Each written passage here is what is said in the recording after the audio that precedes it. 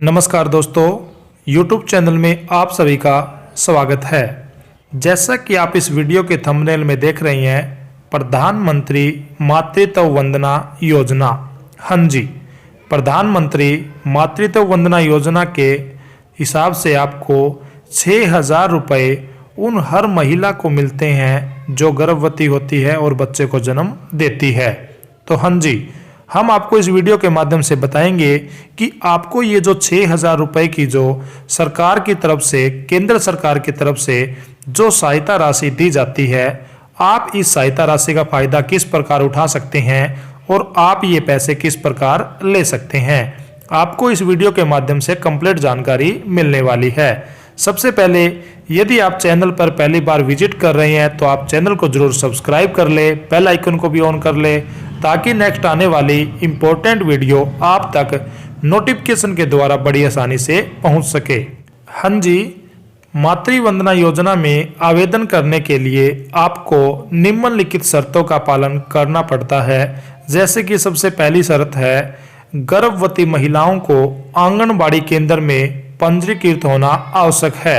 सबसे पहले आपको अपने आंगनबाड़ी में जाकर अपना रजिस्ट्रेशन करवा लेना है। उसके बाद हम बात करते हैं कि ये जो भारत सरकार के द्वारा, केंद्र सरकार के द्वारा जो गर्भवती महिलाओं के लिए जो सहायता राशि दी जा रही है, यह 1 जनवरी 2017 के बाद शुरू हो गई थी। माता और बाल संरक्षण MCP कार्ड का रिकॉर्ड। हाँ जी, आपको माता का और बाल संरक्षण का जो MCP कार्ड है वो भी आपको आंगनबाड़ी केंद्र में जाकर बनवा लेना है। आपको सिर्फ आंगनबाड़ी में जाना है और आपको बोलना है कि प्रधानमंत्री मातृत्व वंदना योजना के अकॉर्डिंग हमारा रजिस्ट्रेशन आप कर लीजिए। तो वो आपको एक फार्म देंगे और उस फार्म के ब्याह पर आपका जो पंजीकरण है वहाँ पर हो जाएगा। और आप एक बात का ध्यान रखें कि जो महिलाएं केंद्र में या फिर राज्य सरकार में यदि महिला कर्मचारी PSU योजनाओं का लाभ यदि वह प्राप्त कर रही है तो वह इस योजना के लिए पात्र नहीं मानी जाएगी। यदि हम इसके फॉर्म की बात करें तो आपको आंगनबाड़ी के अंदर 3 फॉर्म मिलते हैं। फॉर्म फर्स्ट A, फार्म प्रधानमंत्री मातृ वंदना योजना के अंतर्गत पंजीकरण करने और पहली किस्त प्राप्त करने के लिए आपको फार्म 1A भरना पड़ता है। फार्म 1B, इस योजना के अंतर्गत दूसरी किस्त प्राप्त करने के लिए आपको फार्म 1B भरना पड़ता है। फार्म 1C, इस योजना के अंतर्गत तीसरी किस्त प्राप्त करने के लिए आपको फार्म 1C है वो भरना पड़ता है। और आपको ये जो फॉर्म है ये आपको आपके आंगनबाड़ी केंद्र में आपको मिल जाते हैं और इसके लिए आपको कोई भी एक्स्ट्रा पैसे भी नहीं देने पड़ते।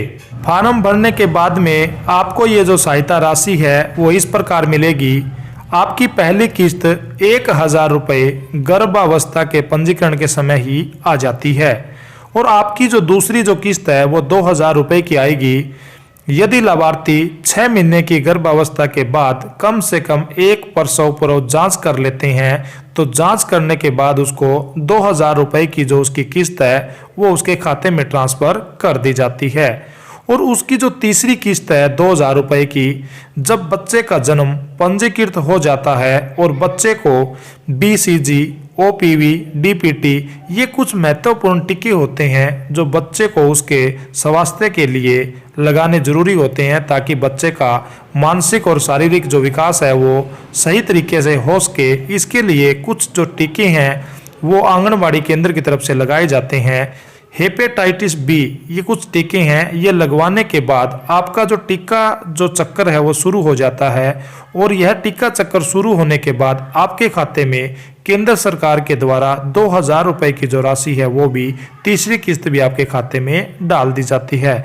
तो इस प्रकार आपको ये जो पैसे हैं आपके खाते में आ जाते हैं। प्रधानमंत्री मातृत्व वंदना योजना निम्न श्रेणी के गर्भवती महिलाओं और स्तनपान कराने वाली महिलाओं के लिए लागू नहीं होती। जैसा कि हमने आपको इस वीडियो के माध्यम से पहले भी बताया था, जो केंद्रीय या राज्य सरकार या किसी सार्वजनिक क्षेत्र के उपक्रम के साथ नियमित रोजगार में है या फिर जो किसी अन्य योजना या कानून के तहत समान लाभ यदि प्राप्त करता है तो उन महिलाओं को भी इस योजना के तहत लाभ नहीं मिलेगा। इस योजना के दौरान यदि शिशु की मृत्यु हो जाती है तो क्या रहता है। इस योजना में लाभार्थी केवल एक बार लाभ प्राप्त करने के लिए पात्र है। यदि डिलीवरी के दौरान शिशु की मृत्यु हो जाती है और आवेदक ने सारी किस्त प्राप्त कर ली है तो भविष्य में दोबारा इस योजना का लाभ नहीं मिलेगा। गर्भवती और स्तनपान कराने वाली आंगनबाड़ी कार्यकर्ता और आशा वर्कर भी इस योजना का जो लाभ है वो उठा सकती है। अब हम बात करेंगे कि यदि किसी महिला ने यहाँ पर रजिस्ट्रेशन करवा लिया है और उसकी यदि किस्त समय पर नहीं आई है तो आप इसके लिए हेल्पलाइन नंबर पर भी कॉल कर सकते हैं। अब हम आपको इसका हेल्पलाइन नंबर भी देते हैं। जैसा कि आप स्क्रीन पर नंबर देख रहे हैं, PMMVY प्रधानमंत्री मातृत्व वंदना योजना का जो हेल्पलाइन नंबर है वो आप स्क्रीन पर देख रहे हैं 011-233-82393। यदि आपकी किस्त समय पर नहीं आ रही है तो आप इस हेल्पलाइन नंबर की भी मदद ले सकते हैं और आप अपनी समस्या अधिकारी को बता सकते हैं और आपका पैसा फिर कंटिन्यू आपके खाते में आता रहेगा। तो साथियों, इसके लिए कुछ जरूरी डॉक्यूमेंट और भी है जो हम आपको बताना चाहते हैं। आपका इसमें आधार कार्ड, आपका पैन कार्ड और आपके बैंक अकाउंट की स्टेटमेंट भी लगती है और इसमें आपको डिलीवरी के दौरान जो भी डॉक्यूमेंट आपको हॉस्पिटल से मिलते हैं, जैसे कि आपने आपकी डिलीवरी प्राइवेट हॉस्पिटल में करवाई है या सरकारी में, वहाँ से आपको कुछ पेपर मिलते हैं तो उन पेपर की भी आपको ज़रूरत पड़ती है। तो इस प्रकार आप इस योजना के तहत 6,000 रुपये का लाभ बड़ी आसानी से ले सकते हैं। यदि आपने इस योजना के तहत पंजीकरण करवा रखा है और आपका पैसा समय पर नहीं आया है तो आप हमें इस वीडियो के माध्यम से कमेंट कर सकते हैं। हम आपकी यहां से हेल्प करेंगे। हमारे द्वारा दी गई जानकारी आपको कैसी लगी, लाइक, शेयर और कमेंट के माध्यम से जरूर बताएं और वीडियो को ज़्यादा से ज़्यादा शेयर जरूर करें और चैनल को सब्सक्राइब करना मत भूलें। धन्यवाद।